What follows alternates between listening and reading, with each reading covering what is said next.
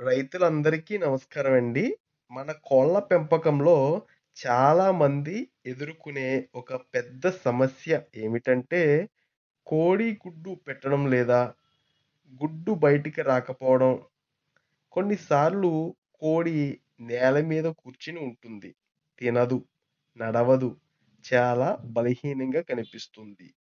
ఈ సమస్యను egg binding అని పిలుస్తారు. ఈరోజు ఈ వీడియోలో ఈ సమస్య ఎందుకు వస్తుంది? ఎలా గుర్తించాలి? ఏ మెడిసిన్ వాడితే త్వరగా కోడి కోలుకుంటుంది? అన్నీ పూర్తిగా చూద్దాం. అసలు ఎగ్ బైండింగ్ అంటే ఏమిటో తెలుసుకుందాం. రైతులారా, ఎగ్ బైండింగ్ అంటే కోడి శరీరంలో గుడ్డు తయారవుతుంది, కానీ బయటికి రావడం కష్టమవుతుంది. అప్పుడు కోడి ఇలా కనిపిస్తుంది. తినడం తగ్గుతుంది. కడుపు భాగం వాపు లాగా ఉంటుంది. గుడ్డు పెట్టడానికి చాలా ప్రయత్నిస్తుంది. ఇలాగ ఉన్నప్పుడు సమయానికి చికిత్స చేయకపోతే కోడి ప్రాణాలకే ప్రమాదం. అసలు ఈ సమస్య ఎందుకు వస్తుంది? ఈ సమస్యకు కొన్ని ముఖ్యమైన కారణాలున్నాయి. ఏమిటంటే కాల్షియం లోపం.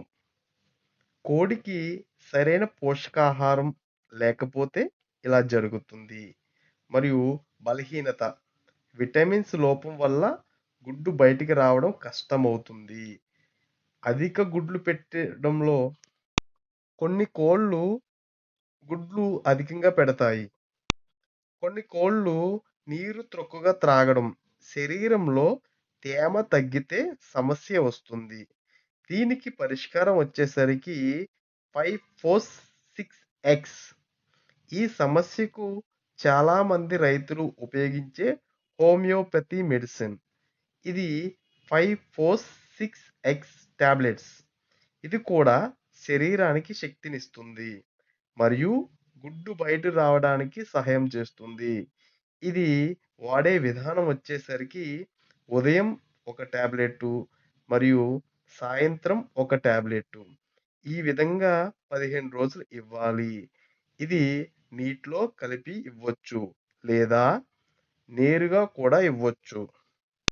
మరియు అదనపు సహజ సూచనలు వచ్చేసరికి మెడిసిన్‌తో పాటు కొన్ని జాగ్రత్తలు తీసుకోవాలి.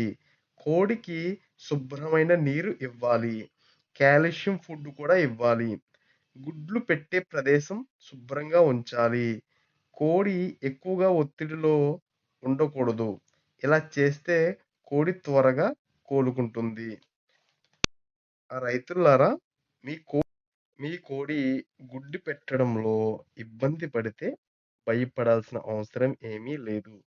5-4-6 ఎగ్స్ టాబ్లెట్స్ మరియు సరైన పోషకాహారం ఇస్తే చాలా త్వరగా కోడి కోలుకుంటుంది.